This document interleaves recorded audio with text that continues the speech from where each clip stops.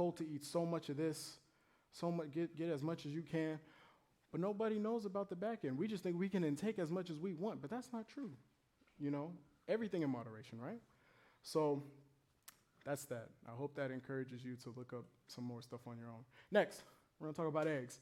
Now, don't get me wrong, I love me some eggs. I used to love me some eggs. IHOP, I don't know if y'all had that omelet at IHOP. Y'all know what I'm talking about? Yeah. It's good. I used to get all the cheese they had, and I love me some eggs. But 2020, again, I want us to have a form of validity. So I had to ask myself, well, why do I eat eggs? What are eggs? Do I need it? So I know in your own mind we have this conception, what are eggs? But a lot of us have never really sat down to say, why do eggs come about? What is the process for really digging deep into it so and it's not just a personal guess. But with that said, we ask ourselves, what are eggs? What are they? Well, basically, again, with the words that are here, I hope it invokes the imagery in your mind. I shouldn't even have to put an image up. But basically, eggs are the byproduct of a chicken's period. And we eat that. But just to make sure we know where it all comes from, I went through the liberty of providing the step-by-step of how that happens. So female chickens have a menstrual cycle, during which a hen's ovary sends yolk on its path. As it moves through the reproductive tract into the shell gland, the yolk forms into an egg white. In about 20 hours, the shell fully forms, and after that, breakfast is served. And it's after seeing this, I think to myself, because a lot of times, we're like, oh, change how you eat. And we stop it right then and there because we say, well, I love this taste. Not happening. I look at myself, and I think, how much do I respect myself? Do I respect myself enough to stop eating a chicken's menstrual cycle, or is it that good? Is it that good? Why, I stoop myself so low, Now, don't get me wrong, because I want this, the reason why I'm talking about this whole thing is because I was here. I still love, if I was eating it, I'd be grubbing with y'all, understand that. But when you change and you start to see the things that you used to do, seeing this, for me, I'm like, I gotta change. I can't, it doesn't matter how good it tastes. I'm worth it more than that, But with that said, I didn't end the information right there because sometimes that's not enough. So we're gonna talk about actual health effects from eating eggs. Eggs are a cholesterol powerhouse.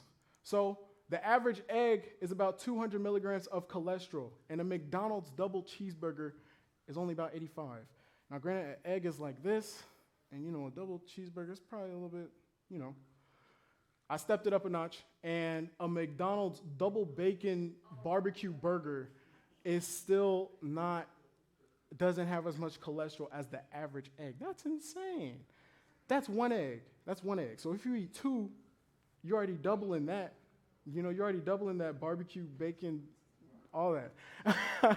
And it's insane. And I think about that egg omelet I used to have. There's probably at least 4 eggs in there, and that wouldn't seem bad because the eggs are so small.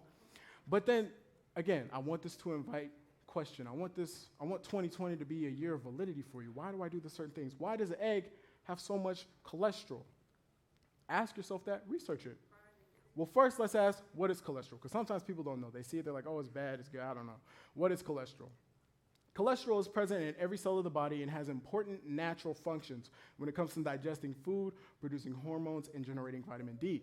The body produces it, but people also consume it in food. It is a waxy and fat-like appearance, and cholesterol is both good and bad. At normal levels, it is an essential substance for the body. However, if concentrations in the blood get too high, it becomes a silent danger that puts people at risk of a heart attack. So, why do eggs have so much cholesterol? We never asked ourselves that. You know now. I bet you want to know though. It's like, why do eggs have so much cholesterol? They're like this big, and you telling me that big old McDonald's burger couldn't even, why do they have so much? You start to research and you find out it makes sense.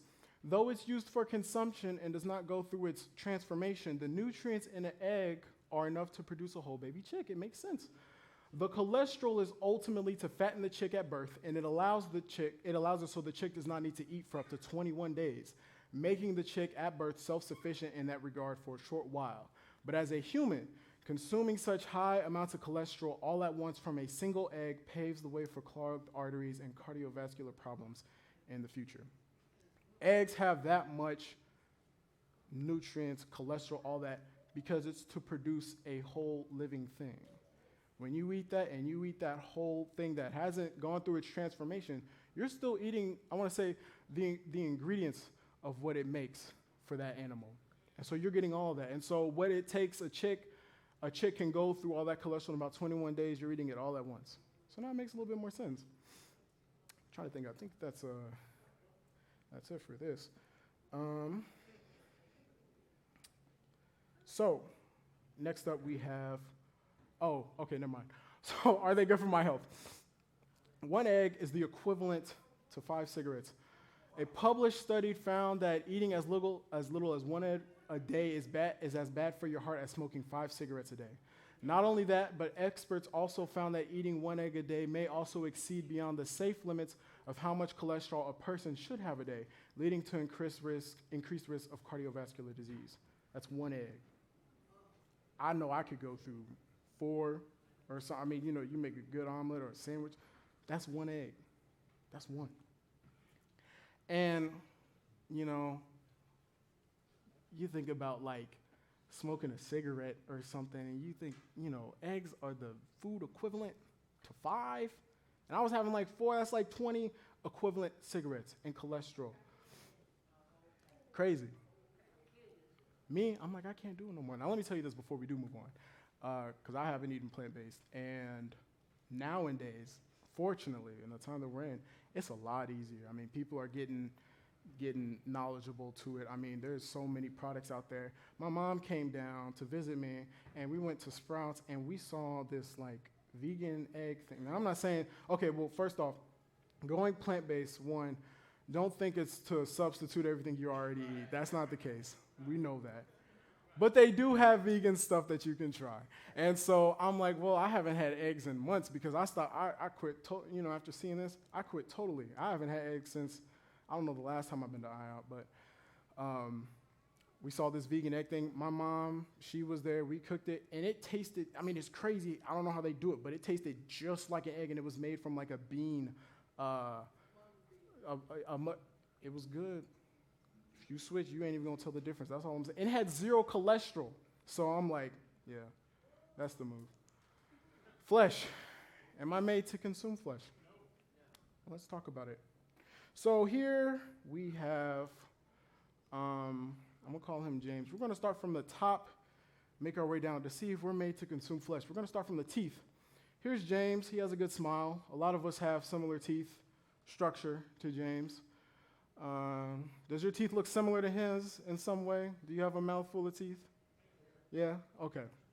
Here I have a couple of animals that eat 2 completely different diets. Hopefully the images are big enough.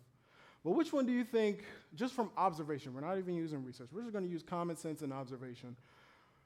What does James' teeth look closer to? Does it look closer to the lion or does it look closer to the cow? The cow. The cow eats grass. The cow doesn't eat meat. The lion eats meat, though. We actually are going to talk about the difference in these 2 different structures of teeth, but we're still going to use our observation. We got a different set. Here's a horse. There's a wolf. They both have 2 different styles of eating. Which one does it look closer to? Horse doesn't eat meat.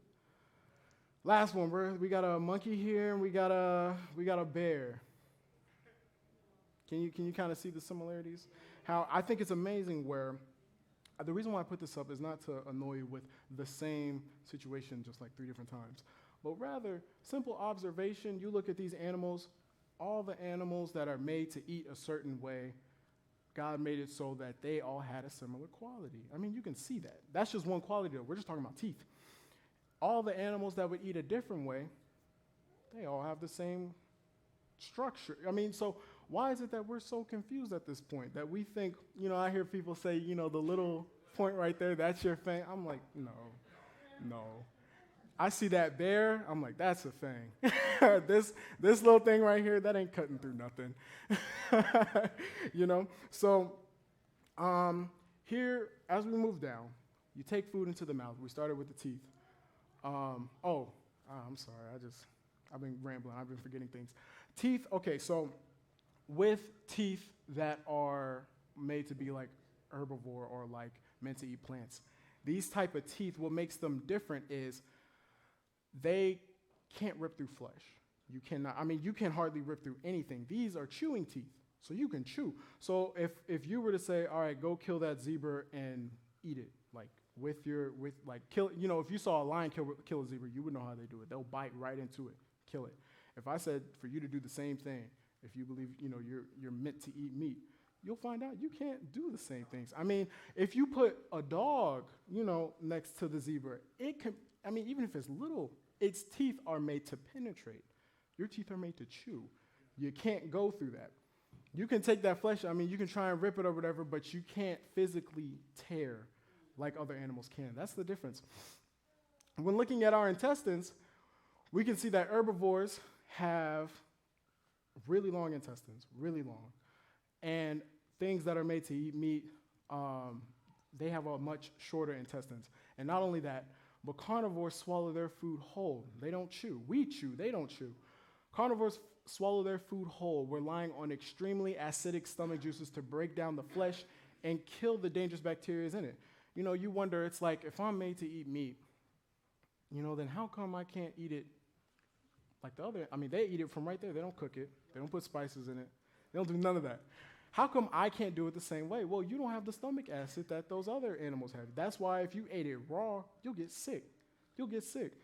Our stomach acids are much weaker in comparison because strong acids aren't needed to digest pre-chewed fruits and vegetables. If this is what you're made to eat, what do you need strong stomach acid for? If you ain't we don't have that. We weren't meant for it.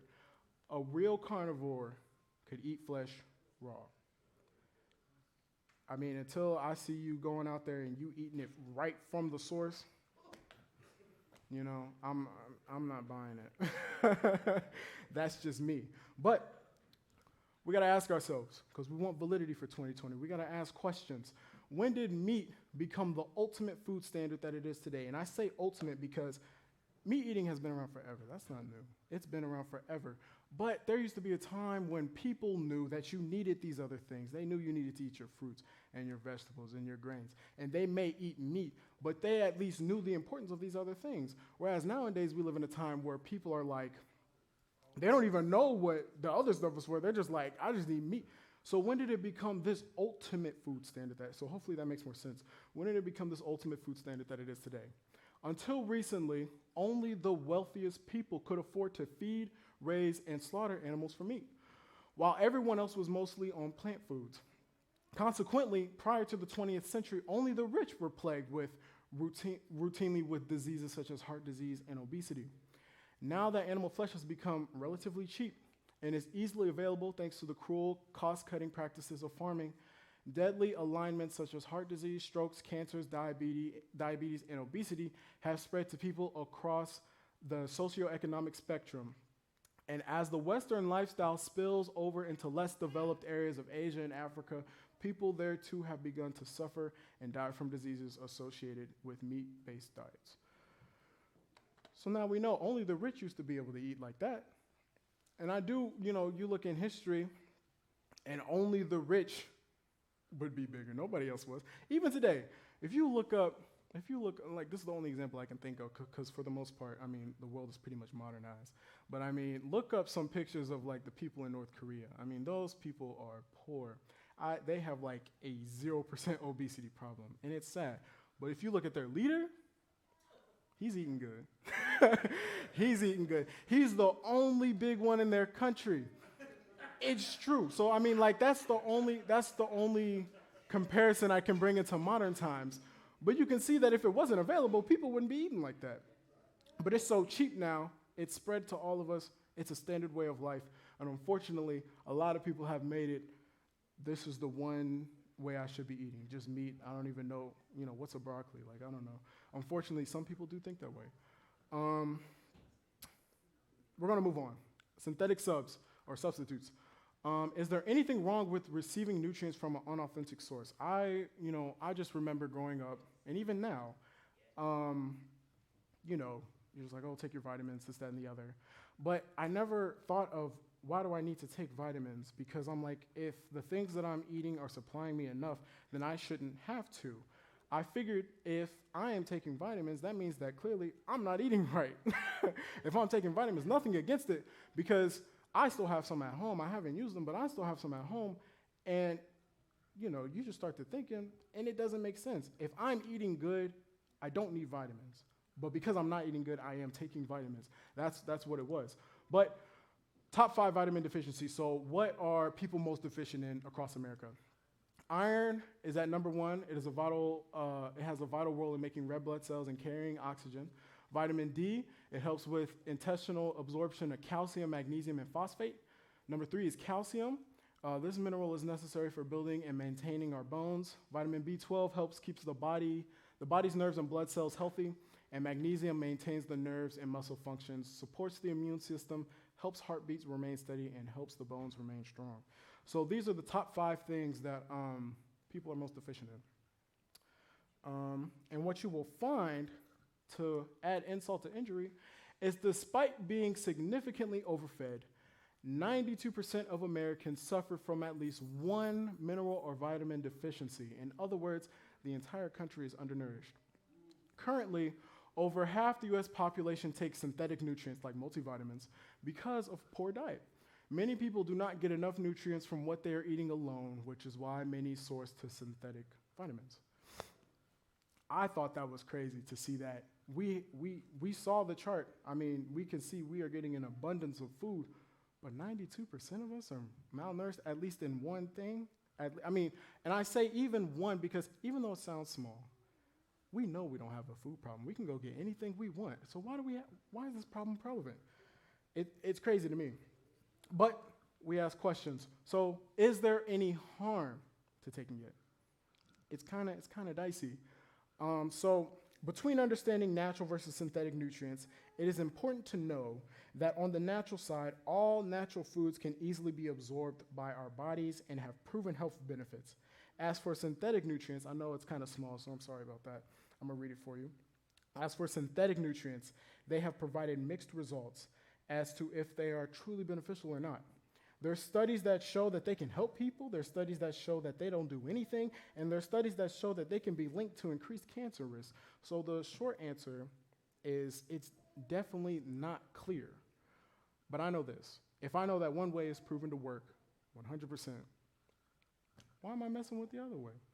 So with synthetic substitutes, I mean, you're kind of gambling. You're rolling the dice. This may work. This may not work. This may harm me. Because the studies are all, if you look this up, which I did, I was going through documents, there are studies all over the place. And it's confusing. And what ends up happening with society is with anything, not even just this, but food, all that, there's so much confusion out there that a lot of times it feels overwhelming. We just kind of give up and give in. And so we're just like, all right, I'm going to just, it says good on the bottle, so I'm going to do it. That's all that matters. When you look these things up, it's just crazy. So me personally, I found it best to where I'm like, okay, this thing is a gamble. I just need to know what I need to eat. It's as easy as looking up. If you find out you're deficient in iron, you look up what foods are a good source of iron. Eat it. Took your vitamins. It's that simple. We try to find everything in a pill, but anyways. So, synthetic subs, what's the takeaway? When thinking about buying your next set of vitamins, understand that the FDA also does not review dietary supplements for safety and or effectiveness before they are marked. Therefore, supplement fraud can easily occur. And just remember, at the end of the day, nothing beats your nutrition from the source rather than something made in a factory. So hopefully that helps you out. We're done with myths. Moving on to propaganda, starting with the history of milk campaigns. Now, love it or hate it, support it or not, you look at the statistics of things, this was probably one of the most successful campaigns, I want to say, in history. It was successful. Something that went on for decades and only ended just recently. So we're going to go ahead and talk about this. So where did it all begin? It started back in, this is where I'm trying to go from the brain. It started back in World War II. And what happened was the government asked dairy farmers to, they needed more products and whatnot to send over to the troops. But dairy farmers really weren't, I guess, motivated to make more for the troops, because at the time, dairy farmers weren't making that much. They weren't big companies like we see them now. They were dairy farmers.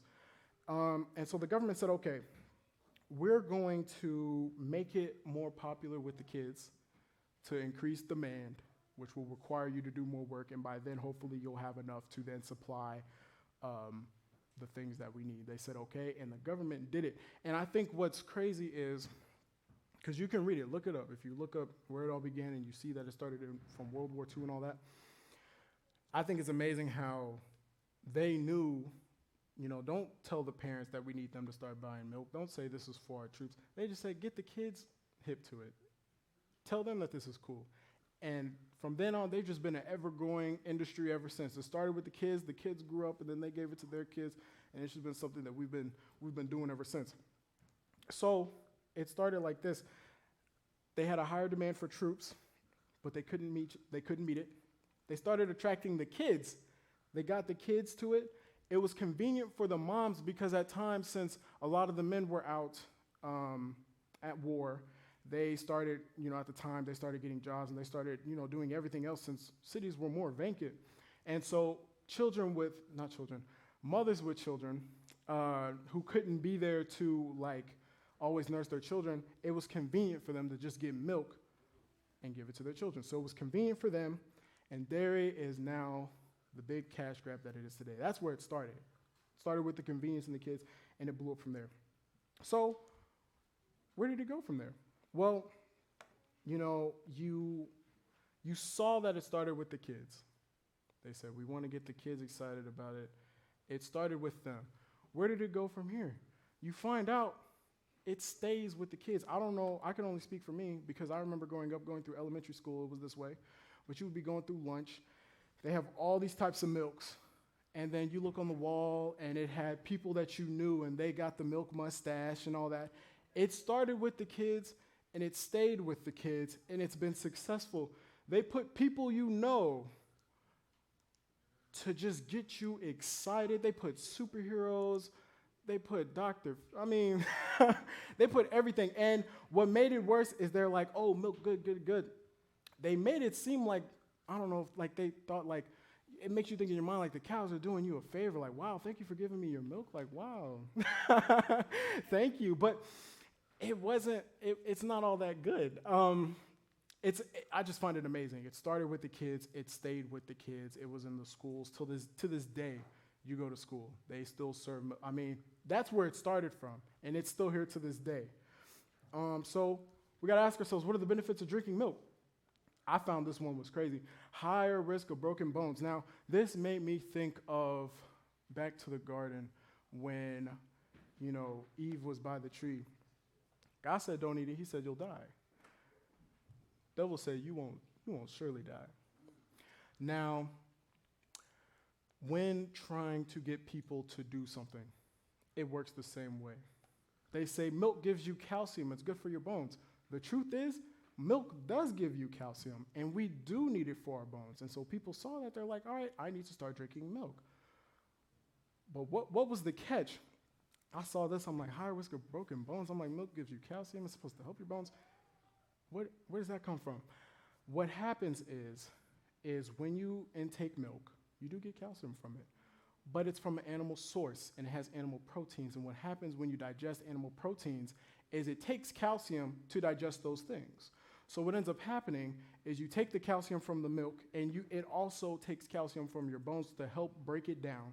And by then, you're actually weakening your bones rather than strengthening them. They were right. It does give you calcium, and you'll drink it because it gives you calcium. But they don't tell you how when you digest it, it takes calcium. That's where they get you.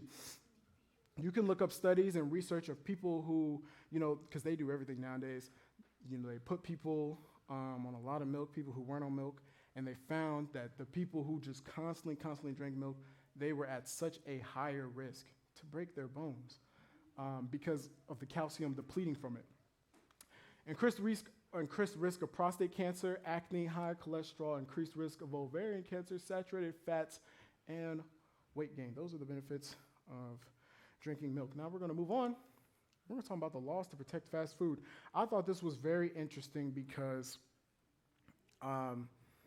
fast food today wasn't what it was before. It was a lot simpler. And so here is an original McDonald's menu. It was very small. I mean, it was cents to buy it back in the day. They had basically almost one type of everything. They had the regular hamburger, or you can put cheese on it. They had one type of shake, one type of fry, one type of Coke. I mean, one type of everything. It was a lot more simpler back then.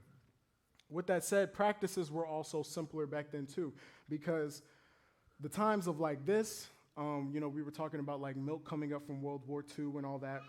Dairy farmers, again, then was not what they were today. They weren't multi-billion-dollar industries. They were still coming up. So practices to find cheaper ways to do things and all that, it wasn't the case back then, at least as much as it was today. So basically what I'm saying is, I feel like, and this is just me, I felt like if you ate meat back then compared to meat now, I feel like even the meat was of higher quality then compared to, in some aspects. There are things where health and sanitary things were definitely a problem. But in some aspects, I would say that the meat then was a lot better than the meat that we eat now, because nowadays it's about convenience. So people eating at McDonald's back then didn't have the same health risks about gaining as much weight or things, maybe it being a synthetic meat or just how they treat it. The risks were not the same. It was still fast food, but the risks were not the same. Nowadays, the McDonald's menu is extensive. They got 4 different sides. They got a section just for the drinks. This is just their food. This isn't even the breakfast menu, because they got a whole separate breakfast menu. It's big. Things have changed. And so what ended up happening was, companies advertise and things to get people about their product. And we've all seen the McDonald's advertisement. We all know their jingle. It's ingrained in our minds practically. McDonald's would advertise things, and I found this very interesting, is that when you look at McDonald's advertising, or you look at any fast food, if you look at any food advertisement, I find this almost insulting, is they put it with people who are, 1, healthy, and 2, probably don't even eat their product. And they make them do the advertisement, you see them, and it invokes you in your mind to think that if you're hungry and you see these healthy people eating it, you should eat it too. And what ended up happening was that people, McDonald's is obviously huge. It's worldwide. People would eat it. And as we started to come through into this more modern era and practices became more convenient for farming and whatnot, we had an obesity epidemic, that what we saw with the charts. We saw that. People said, well, it was McDonald's advertising that told me it was good. McDonald's said this is good. I am obese because of McDonald's, and people wanted to sue them. I would say rightfully so. I mean, I think I pulled this from some Olympic thing, because they used to sponsor the Olympic Games and stuff. That never made sense to me as a kid, because I'm like, I know these athletes aren't eating this, but so people got confused. But what ended up happening is these companies were able to get a bill passed that's called the Cheeseburger Bill. And what it's called, well, we call it the Cheeseburger Bill, but really it's called the American Personal Responsibility in Food Consumption Act, also known as the Cheeseburger Bill, was sought to protect producers and retailers of food, such as McDonald's Corporation, from an increasing number of suits and class action suits by obese customers. So basically what this allows is it is a win-win for big restaurants. They are allowed to advertise in any way and make their product feel vastly appealing and a great way to eat. They can knowingly be a cause for American obesity, while at the same time they have the freedom to do so with immunity against any lawsuits of people claiming they were misled in any way, thinking the restaurant was healthy for them. So they can sit here, they can be on your TV, they can say, we're good, we're healthy, eat us. You can go eat them, you can get problems with your health, and you can't do anything about it. So the bill says that we should know that these things are bad for us, but it's so contradicting because we get shoved with these things all the time. And if you grow up in it, you don't know what's good and bad. We're talking here today because even there's some aspects of this that even we didn't know, It's a slap in the face if you ask me. And again, with these ads, They just put the most happy, healthy looking people. I pulled these from McDonald's ads. These are not their customers. If you walk into a McDonald's restaurant and look to see what their customers are, they do not look like this, you know? It's crazy. Anyways, moving on, more propaganda. Grass-fed, cage-free, and organic terms. I thought this was interesting because when I was thinking about what kind of propaganda have I come to learn when switching? I found that when I went to the store, I based my reasonings off sight. And whatever made me felt the most comfortable, I would buy it. And it tends to work. So we ask ourselves, how to make customers feel safe? You see words like organic, natural, no antibiotics, grass-fed, low-fat, 0 calories, cage-free. You see these words, and you feel like you're doing something better for yourself. You're like, oh, this is natural? I'll buy that. This got 0 calories? I'll buy that. You know? And so I wanted to research. I'm like, okay, I know these words make me feel good when in thinking about purchasing them. But I need to ask myself, what do they even mean? Because what you'll find is your definition of natural is not the same definition of the FDA's version of natural. And when you buy when you buy a product off the shelf, you're buying the FDA's version of natural. You're buying the FDA's version of no antibiotics, not our definition. It's unfortunate because you see these things, and natural, organic, it should be obvious. You say natural, I guess no GMO, no kind of, nothing to alter it. You hear the word natural, that's what it should mean for the most part, right? But we're going to find out that's not the case. So, misguiding shoppers. So when walking through the grocery store, customers are bombarded by dozens of labels claiming 100% natural, all natural, organic, non-GMO, to name a few, without clear-cut definition of natural when it comes to food. It is easy to assume that natural and organic food are more or less the same, but that is simply not the case. So we're going to start off with natural versus organic. They sound the same to me. And so when if I go shopping and I see something says natural, something says organic, sound the same to me, and it wouldn't make no difference. But we're going to talk about what natural means first. So in contrast to the public's understanding, the American Society for Nutrition says that foods containing natural flavors, sweeteners, and other plant-derived substances can be labeled as natural, regardless if it was laden with pesticides or not. Not only that, but food with genetically engineered ingredients and highly processed high fructose corn syrup can be labeled as natural as well. I found this as also a slap to the face because you go shopping and you're like, I don't want to buy GMO stuff. That stuff is bad for me. Let me find natural things. When you buy natural, people can label it natural even if it's GMO. So a lot of times you may not even have realized you have bought GMO food because it says natural on the label. It can say 100% natural, and that means that it can be laden with pesticides, it can be genetically engineered or GMO, and have all this highly processed stuff, but they can label it as natural because that is the FDA standard or that is the USDA standard. It's crazy. Next, going to organic. Now, organic is even more complicated because they have it split into all these categories. So the first type of organic, that when you find stuff that either says just straight organic or 100% organic, that means that it must contain at least 95% of originally produced ingredients. We'll pause real quick. I don't want to see something that says 100% organic, but it's only 95% organic. That doesn't make sense. You know what I mean? We really feel good sometimes thinking we're buying the right thing. But it's crazy. So this is 100% organic. 100% organic is at least 95% organic, excluding from water and salt. And products bearing either of these labels must be grown, handheld, and processed without the use of pesticides, other synthetic chemicals, irrigation, fertilizers made with synthetic ingredients or bioengineering. So theoretically, when you go to the store, if you see something that says straight up organic or 100% organic, that's the best thing for you to buy. So when you see something that says made with organic, and I set up to 3 ingredients, I'll give an example here. That's basically processed foods that contain at least 70% organic ingredients, like main ingredients. So for example, if you bought a soup made with at least 70% organic ingredients. And only organic vegetables may claim soup made with organic peas, potatoes, and carrots.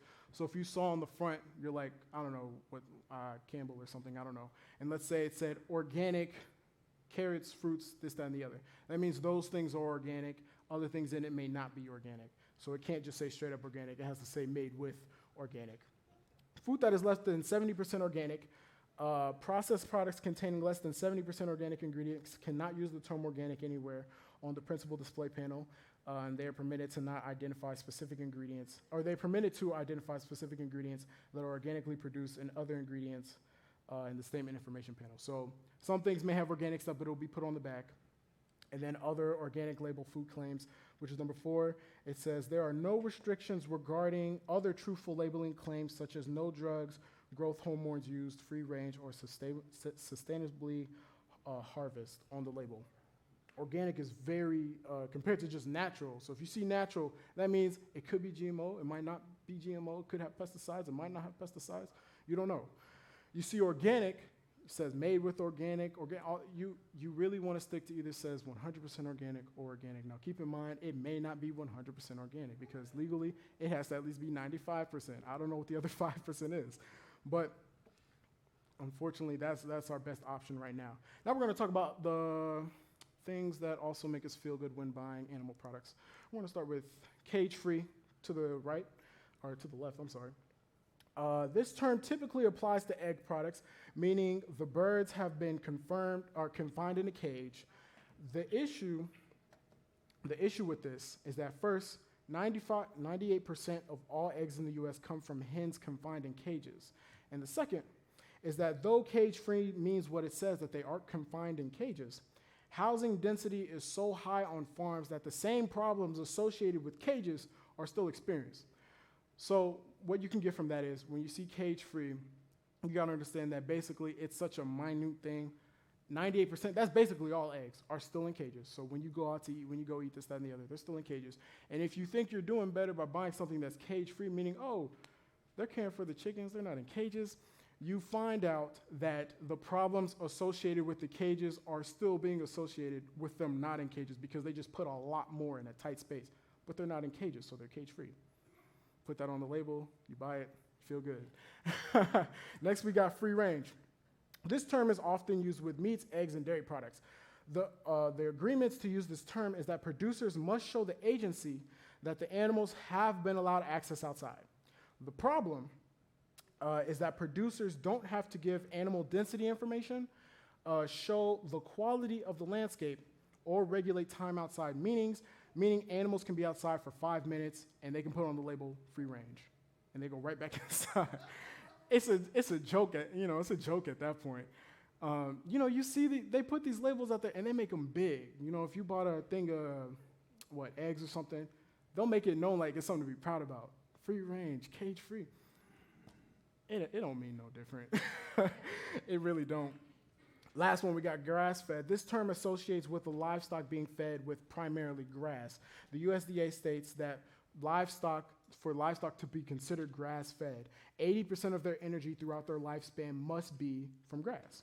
That sounds kind of fair at first reading. Though it sounds similar to being free-range in livestock, by that I mean like they're allowed outside, they can eat this, that, and the other. That's what it makes you feel like. Livestock do not eat on pastures. So when you hear grass-fed, that doesn't mean that they're out on the grass feeding. That's what it made me feel like. I'm thinking grass-fed, grass is on the ground, you go outside to eat it. They're confined in cages, and they bring the grass to them. It's crazy. And also, because the requirement is 80%, they really play by these rules. Because the requirement is 80% grass-fed, farmers wait till animals are older and then heavily fatten them before they die. So they wait till they reach that 80% mark, and then they fill them with all the stuff that you thought you weren't getting from the grass-fed thing because the requirement is up to 80%. Now, granted, if it was up to 100%, that'd be different. It's like, okay, they're eating 100% grass. But, they play by these rules. They wait till 80%, and then they're like, all right, and then they fill it with all the stuff to make them big right before they die, and they kill them. That's what it is. Now, this next one, we're done with this part. This next one I thought was interesting because it doesn't sound, it may sound confusing, but, oh my goodness, it didn't put it up right, but that's okay. I titled it, All Animals Are Not Equal. And, you look at that, and you're like, what do you mean? I mean, you may know what I mean, you may not know what I mean, but I found this quote to be inviting for research. This quote right here by George Orwell. All animals are equal, but some are more equal than others. You say, what does that mean? Is that an oxymoron? Is that a double standard? What is he talking about? Well, this came from a book. I think I remember reading this when I was little. It was called like Animal Farm. Yeah, Animal Farm. And I'm not going to get into all that, but this quote, I feel, resonated with me a lot when thinking about why it's okay for, if you say, I care for animals, I love animals, they're the best, but on one hand, you'll treat animals really good, certain animals, and then the other animals that aren't those animals, you're allowed to kill and torture and do all these other things with. I'm like, why is that the case? And I found this quote to be very appealing to me, to say, all animals are equal, but some are more equal to others. So here's an example. What is that? Chicken sandwich, yeah. Some of y'all have seen that. Some of y'all probably had that. You look at that, you say, I know what that is. That's a chicken sandwich. Some of y'all say it may look good, and you would say, that chicken sandwich is good because it's made with chicken. I probably eat chicken, and now you put it up there, I may want it. But what if I said that this was not a chicken sandwich, but instead, I know it looks like it, but what if it was actually made out of cat? Oh, wow. You guys, what? Now I'm asking you, why wouldn't you eat that? It's still food. It still looks good. It's breaded between the bun. Why wouldn't you eat that? What makes it, and so I'm inviting question, what makes it okay to say, this chicken is good for consumption, it's good to kill, it's good to beat, it's good to torture, it's good to mutilate their beaks, it's good to GMO them so that they produce more eggs than what they naturally should, and this cat, I love this cat. I can't do that to the cat. What? You may have a cat, so you may resonate with that a little bit more, But you got to ask yourself, what makes it okay? It's not. I feel like you can't truly say you love animals, but you treat some of them more equal than others. Here's another example. We're bringing back James. He's got a good smile. But let's say this is an alternate universe.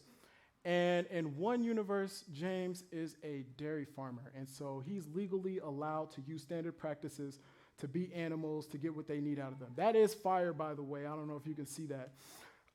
There's this law where it's basically saying that the U.S. doesn't have to make laws for like animal practices. The farmers can decide between themselves. Just as long as everybody does it, then that's the law. So if the farmer's like, all right, we're going to beat and hurt these animals, if everybody does it, that's the law. So they can legally do those things. But let's say James in one universe, he's a dairy farmer. He beats and burns and kills these cows to get the milk for you. And then let's say in another universe, James is an abusive dog owner. On one hand, he would go to jail. He'd be prosecuted for beating that dog. Now, I'm not saying that the dog shouldn't have been beaten one way or another. But what's the difference with them cows being, what makes it okay for the cows to be treated this way and not the dogs? Now, I'm not trying to sound like some kind of, just animal rights, all this, all of that. But it's factual where they have feelings. If you look up like studies and stuff to see the intellectual, the mindset that these animals have and the emotions that they feel, chickens are actually really, really smart. And I'm pretty sure it said that they feel, they have some of the most perplexed emotions on like typical animal farms, and they feel a lot. I mean, cows are the same way too, but I just find it's just a double standard. You can't say you love animals and that they can't. I just put this in here for people who say, oh, I do love animals. You can't say you love animals because talk is cheap. Your actions speak louder than your words, and you still pay these farmers to do what they're doing. That's all it is.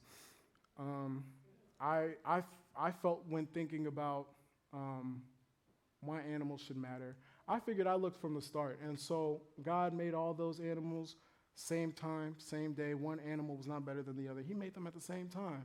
And when God said this earth is going to flood, he brought all of them. He didn't say, well, we don't need this animal or we don't need that animal. God treated all of his animals equally. We unfortunately treat some animals more equal than others. Right here, Genesis 1:25, it says, "And God made the beasts of the earth after his kind, and cattle after their kind, and everything that creepeth upon the earth after his kind. And God saw that it was good." If we want to see almost like what God saw to say, it was good. I can't imagine going to a dairy farm and seeing what these animals go through and saying that this is good. It's not. So, when thinking about going plant-based and stuff, this was another reason for me, because I'm like, if I do care about these things, talk is cheap. I'm going to put my actions where my mouth is.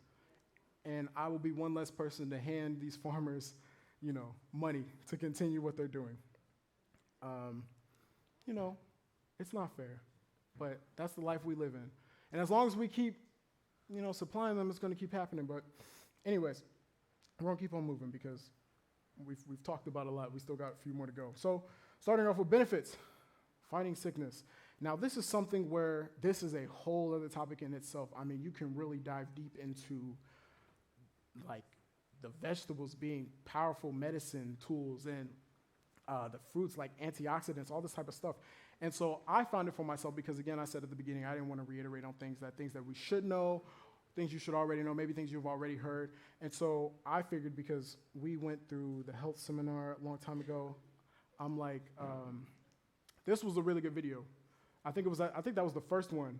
And so if you want to really go back and dive deep into the depth of fighting sickness or whatnot, I recommend go looking at that because it was really good. And so really, I just wanted to talk about me. So I've been doing this for the greater half of about half a year. And I think one of the things that I was mainly interested in was fighting sickness. Because I thought about it, I'm like, man, I sometimes ask, I'm like, are we really this weak when you can be sitting fine, sitting pretty? A lot of you are not sick, from what I can see. You may or may not be, but from what I can see, a lot of you are not sick. But we're at the point where we're so weak, where I can come by you, I just sneeze.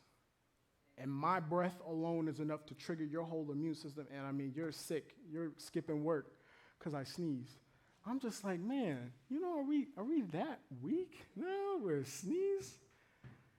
It was just boggling to me. I'm like, it has to be better than this. I found that when starting off, you still get sick, like any other way, because you have to retrain your body, and your body has to take time to build itself up. It doesn't happen overnight. So your body's still building itself up.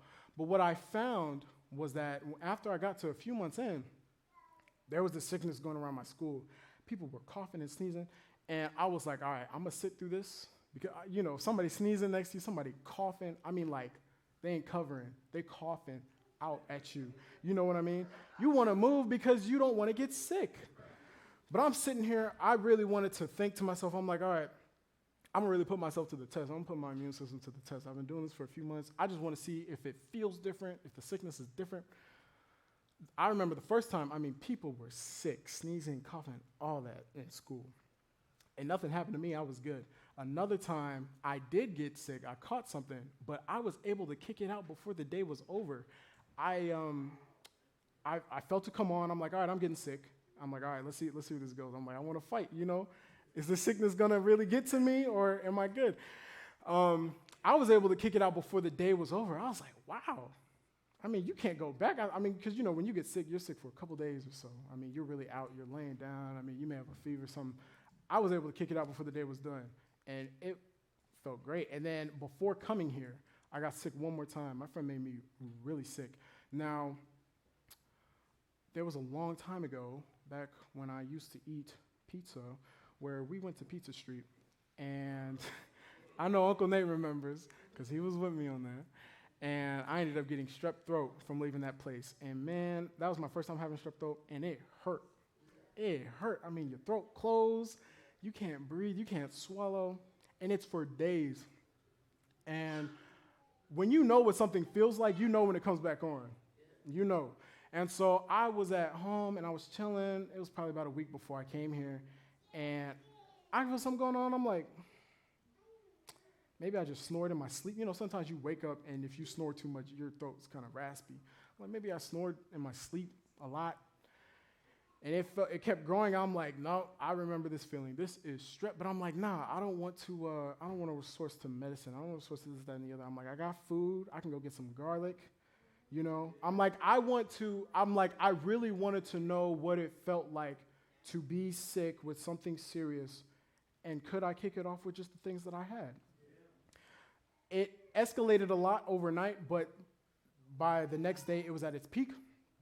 I was able to kick out that majority, like the full strength of that sickness, the thing that would have taken days for me to take out. I was able to kick that out in a day, and then it was probably about 4 or 5 days. It was just a downhill slope of just like, all right, I'm just getting the sneezes out. But the pain, one day, I was like, man, I would have never got that if I was still eating pizza. I'm going to let you know that right now. That wouldn't have happened. So when talking about fighting sickness, I figured, again, I didn't want to reiterate. I didn't want to get too in-depth about all this stuff because you either should know, or if you're curious to know, I invite you to research. And I put this up here because it's a great source to go super in-depth. But with this, I just wanted to give what I've been going through. So hopefully that helps you. Next up, we're going to talk about natural beauty. I found this to be very amazing because, just thinking about the simple things. I mean, we're always looking for quick solutions. How can I get my vitamins right now? How can I look good right now? We're just looking for the simple things. And so if you want to look good, you put makeup on, it happens instantly, you feel good, you look good, then you got to take it off, you got to buy more product, but that's the way to do it quickly. I was looking at this, and I think one of the things that I was really looking forward to when going plant-based is not to look beautiful. I don't look beautiful by any means, but, not like I'm not, you know what I'm trying to say. I wanted to just do better for, like, my skin and stuff because, man, I remember a point in time because I'm a big gamer, and so I'd be playing Xbox and stuff, and I'm like, all right, I'm hungry, I'm going to order a pizza, give me some sides. I could eat the whole pizza, all the sides, all that, and it would only be till I start digesting it. I'm like, man, I could take my face and go like this, and it's just grease pouring through your face. I started eating plant-based, and then there was times where I would have cheese occasionally, and the next morning, acne. The next morning. When I eat it all the time, I didn't have that problem. It came and went as it went. But once you take it off and you bring it back on, you just see it just happens. I could not wake up a day without just acne. It was crazy. But since doing that, that's helped out for me because I know, talking about acne or whatever, like it's annoying. But it got rid of it for me for the most part. Now, when talking about makeup, we're still talking about animals. And I know this is kind of like, I didn't put a picture, but you can visualize it. I was doing research, and I'm like, is the makeup industry and are they connected? I looked it up. I got some answers, so I'm going to share that with you guys. So when asking this question, this is something you never would have thought of. Is this in my lipstick? I don't use lipstick. But for those who do, this is a question that's never crossed your mind. And so when asking that, you can only hope. After thinking about it now, it's like you can only hope. So where this comes from, the Food and Drug Administration told cosmetic makers to stop using, this was probably about 10 to 5 years. I mean, it was recent. It wasn't too long ago, but it was recent. But the Food and Drug Administration told cosmetic makers to stop using the brains and spinal cord tissue from older cows in products like lipstick and hairspray in order to prevent the spread of mad cow disease in humans, because that was a thing, that was really ramped up a few years ago. But here's the bad news with that, is that these same ingredients are still okay if they come from younger cows that are 30 months or younger of age. So basically, they just said, stop using the older cows. If you're going to use it, use the younger cows. But that doesn't make no difference. So now I found that out, and I'm like, well, why are they using that in the first place? And so here we go. So cosmetic companies use animal ingredients such as tissue and tallow fat because they're cheap, not because they're better than plant-based or synthetic ingredients. Slaughterhouses kill billions of animals every year and had no way to dispose of these byproducts. So selling them to cosmetic manufacturers was the easy solution. So they're like, we got all this waste. I don't know what you can do with it. They would buy it really cheap, and they made products out of it. But we're going to go even more deep. So unfortunately, even avid label readers can't always determine what they're putting on and in their bodies. There are thousands of technical and patented names for ingredient variations, and many ingredients known by one name can be of one animal, vegetable, or synthetic origin. And if that's not confusing enough, some companies have slyly removed the word animal from their labels in order to avoid turning off customers. For example, instead of saying hydrolyzed animal proteins, companies may use a term like hydrolyzed collagen. You know, you look at these big words and you're like, I don't know what it means, and so you stop it right there. But if you just find something, like I guess if you have something and you go in the back and you look up those terms, you may find something in there that you don't like. But I'm like, okay, to make matters worse, I'm like, how could this be any worse in terms of like our consumption? Because things are only really bad when there's such a high consumption of it. And so I only felt to put this up here because a lot of people don't look at their nutrition as a way to make them look better. And so I'm like, how bad can this really be? I looked this stuff up.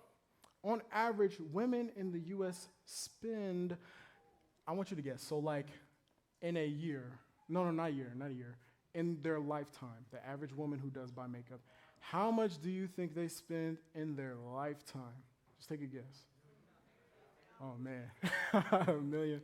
You said 3 million? Oh, they got money. But I'll tell you what, it's no short change either. On average, women in the US, this is all women, all ages, whatever, across their lifespan, spend about $225,000 on makeup in their lifetime. Now, I don't care if it's that much or even if it's $5,000. I'm like, you could be investing in businesses with that kind of money. You could really be doing something for yourself. But instead, you look at the end of your life, and that's how much. That's on average. You may be more, you may be less, I don't know. But on average, people come to that point by the end of their lives. That's equal to, per month, about $313, or per year, $3,756. And people say going plant-based is expensive. That is expensive. That's where all your money going, you know? So then, again, asking questions. We want to ask more things. How can I know more about this? So you now know, you may be less inclined to use makeup. And so you're like, well, what can I do then? Well, then you need to find something to replace it. So what can you use to get natural beauty? So I put these things up here for your reference again. I don't expect everybody to remember all this. This is something I hope that you do come back to because it's a lot. We've gone through a lot today. We went through laws. We're talking about makeup now. We did questions. We did a lot. But we're going to start off with number one, vitamin C. Berries, plums, kiwis, broccoli, citrus fruits, and other foods rich in antioxidants and vitamin C have collagen and elastin for firm, youthful-looking skin. I forgot to delete that last part. I am sorry. 2, beta-carotene and vitamin A. Orange, yellow, and red fruits and vegetables, including carrots, sweet potatoes, mangoes, and bell peppers, contain beta-carotenes, which defends against sun damage. They're also rich in vitamin A, which is required for developing and maintaining skin cells, leading to supple skin. It's like, once you find this stuff out, you just start eating your food. You're eating your food, and you're looking good. It's like, what? Vitamin E for number 3. Foods that are high in vitamin E, including almonds, hazelnuts, sunflower seeds, whole grains, legumes, and green leafy vegetables, can slow aging and diminish the appearance of scars. 4, omega-3 fatty acids. Omega-3 fatty acids in walnuts, canola oil, chia seeds, broccoli, flax seeds, flaxseed oils are essential for healthy skin.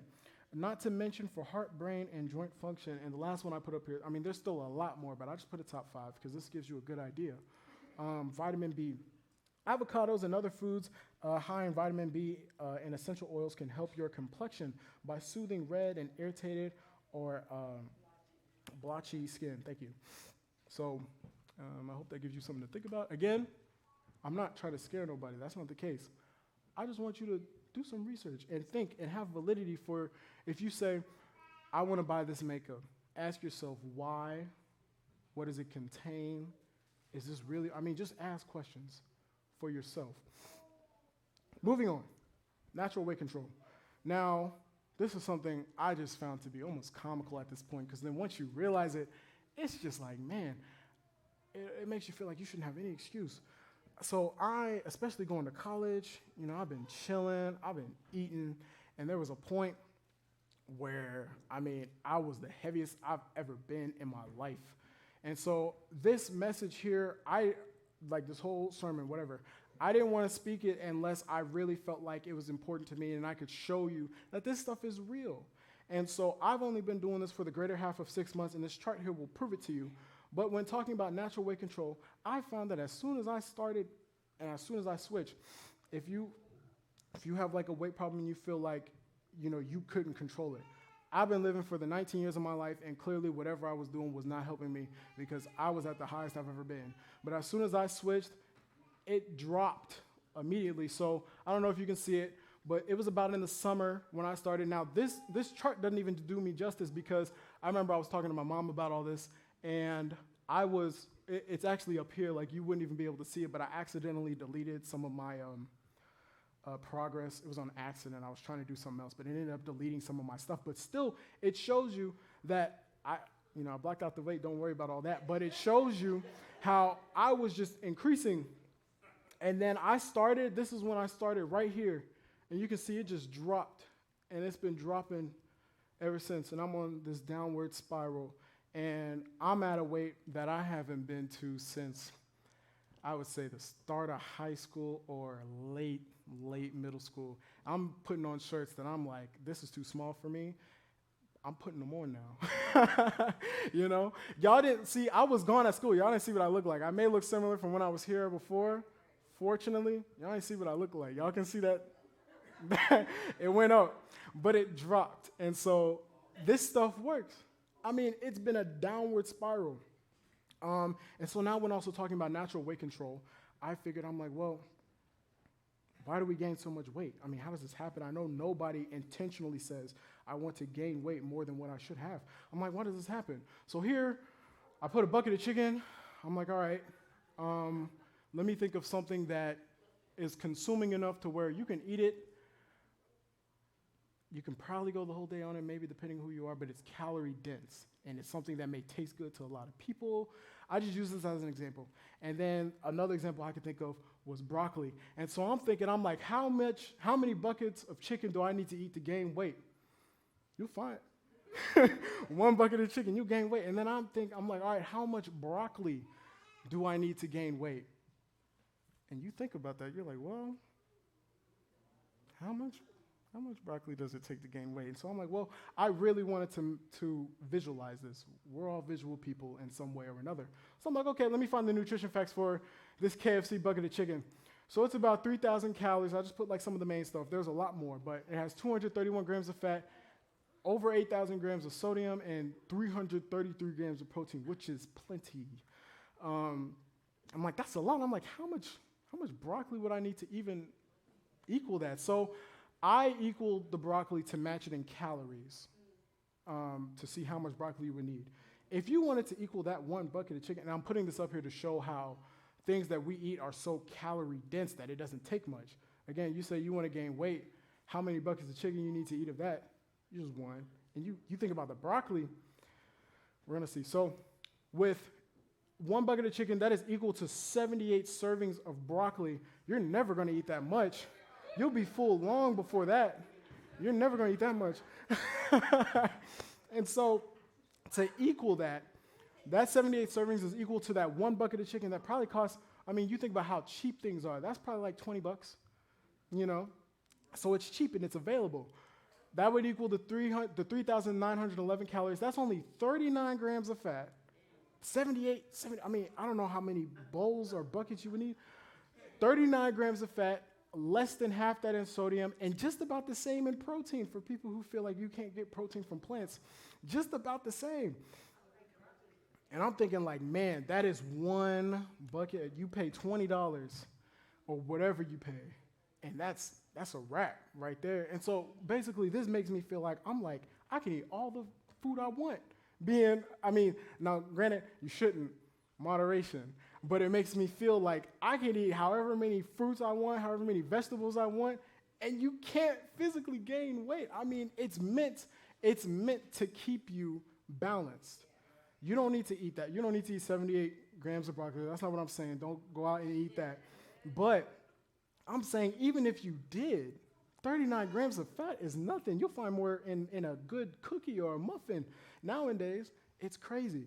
And you find that food that God made is designed to not make the problems that we have happen. So just think about that. When you think, oh, I don't eat enough, this, that, and the other, you're only not eating enough if you're eating plant-based, if you choose not to eat enough. If you eat enough, you will find you'll be just fine. So that's natural weight control. So mental stability. This is something I feel, we're almost done, by the way, but this is something I definitely found handy since switching, because when you think about all these hormones that you're putting into you, I mean, it's not even the food, it's the hormones, and it alters your state of thinking.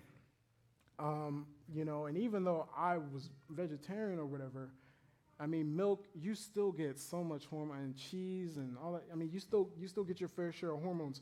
So for me, this is one of those things, like, again, when we were talking about fighting sickness, I kind of just gave how I felt. This is one of those things where I'm just going to tell you how I feel.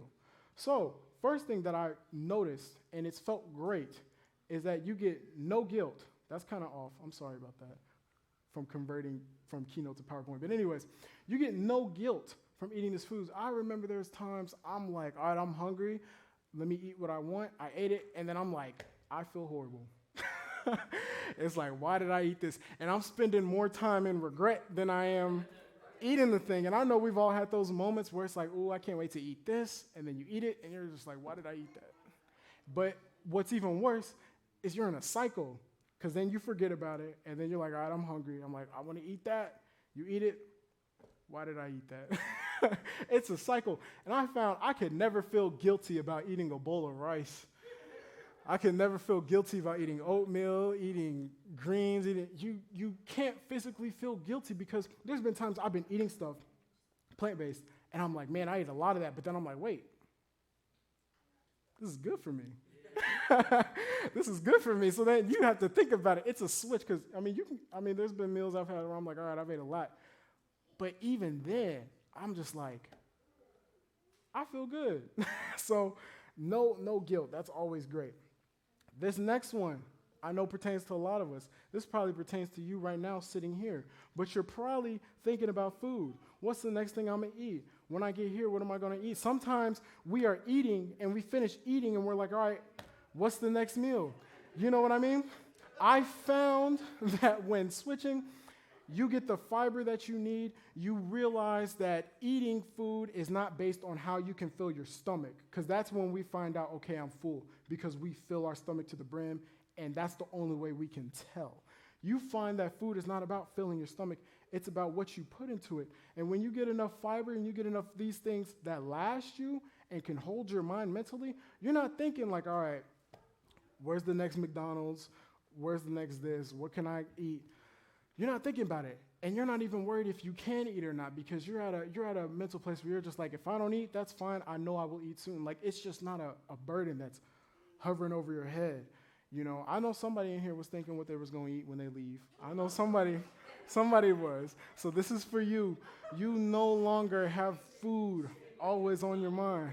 And it feels good. So that's something that I've also experienced. And lastly, this is just something that I think can help everybody. Because when talking about instant relief, you're like, oh, okay, I'm deficient in vitamins, let me take a pill. And, oh, I don't look good today, let me put on makeup. We're so used to instant stuff. There are people out there with chronic diseases, and they don't realize that just eating what they eat can help subside the things like depression and anxiety. I found that, so here's the thing. I don't want to say that this is a cure. This is not a cure, because things come up. You go through life. Things happen. What I'm saying is this will help deflate that. And here's an example. So let's say I come up to you and I got a knife or something. Let's just say I make a cut on you or something. You have a wound. You need to heal that wound. Top of my mind, I'm like, all right, for now, maybe I can put a Band-Aid on it or something to wrap it. It's not the solution for it, but it was meant to help it. When you do things and when you're in pain, this, that, and the other, your actions will help how bad it may be. So I put that Band-Aid on it, I may not be doing that bad. Let's say in a different situation, I cut you, and you put lemon juice and salt on your wound. Is that going to help it? Is that going to hurt it? That's going to hurt it. That's going to amplify it. And so with people with these symptoms, these things that go through this stuff, when you eat bad, it amplifies it. And so that's why I'm like, this isn't a cure. For some people it can be, but it helps uninflate those symptoms. Instead of putting lemon and salt on your wound, you're putting a Band-Aid on it, if that makes sense. Food amplifies all, the hormones that we put in our stuff, so it's crazy. But that's the stuff that's been helping me, and I hope that resonates with you. But next, we're on our last part. We're almost done. I don't know how long I've been speaking, but I feel like it's my longest. Anyways, avoid at all costs. This is the last part. I wanted to add something where it's like, all right, because I'm not trying to make you scared, jump ship as soon as you leave home. You're like, all right, I got to, throw away everything, and you're just worried, this, that, and the other. That's not the case. It's just do more research and ask, how can I make myself better? Because if you jump ship, you're not doing it for the right reasons. You're doing it because you're scared. But when you do something with understanding, it lasts. So I want you to have understanding. But with this last part, I avoid at all costs. I just figured this could be something very quick where whether you change how you're doing or not for 2020, I know we all have goals. 2020 is going to be a big year. And for me, I want it to be the best year I've ever had, health-wise. And so even if you don't change and you're going to do what you do, at least consider these. Because these are silent killers that we don't think about. And even if you are going to eat bad, you can at least eat bad, but better. Bad, if that makes sense. Anyways, starting off into it, we got trans fats. So what are trans fats? Trans fats are made when you turn a liquid oil into solid fats, like fried foods, commercial baked goods, and processed foods. What's the problem? Cardiovascular disease risk. So trans fats, this thing is like it does everything bad for you. So it lowers your good cholesterol, and then it boosts your bad cholesterol. It is primed to make you gain weight, and then it is a key play for accelerating type 2 diabetes. So even if you're going to eat the way you eat, at least look on the back of the nutrition label. If it says trans fats, just don't eat it. At least do the little things, because you can't. If you feel like you can't jump all the way, it starts with small things. At least do the little things. Next time you buy something, look on the back. Does it have trans fats? No. Okay. Excitotoxins. We talked about this back in the health seminar, and this was something very beneficial that we don't hardly think about. But I figured I would touch on it in a different manner for those who don't know. And again, the video that I put up is also very good to go back and talk about, like with fighting sicknesses and all that. But anyways, excitotoxins are a class of chemicals, usually amino acids, that overstimulate neuron receptors is what it is. So what's the problem when you eat excitotoxins? Was that?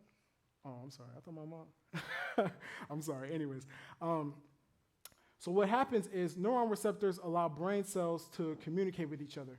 But when they are exposed to excitotoxins, they fire impulses at such a rapid rate that they become exhausted. Several hours later, these depleted neurons die. Scientists have noted the effect particularly in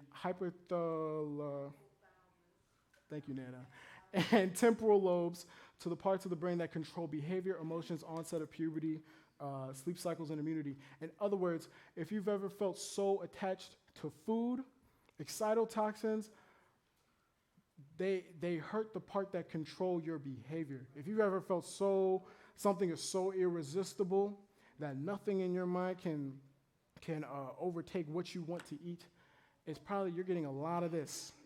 And so you need to find out. I didn't put on, because this is the last part and I want to just go through it because I invite you to do your own research. But if you want to ask, well, what things have excitotoxins in them?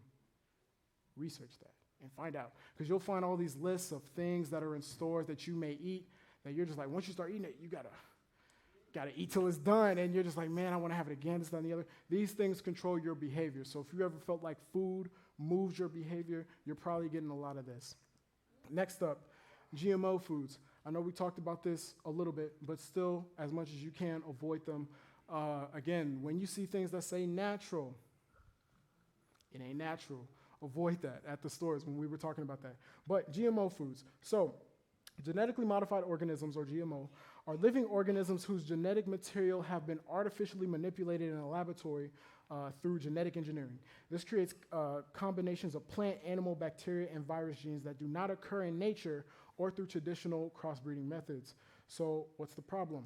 Genetically modified foods have been linked to toxic and allergic reactions, sickness, sterile and dead livestock, and damaging to virtually every organ studied in lab animals.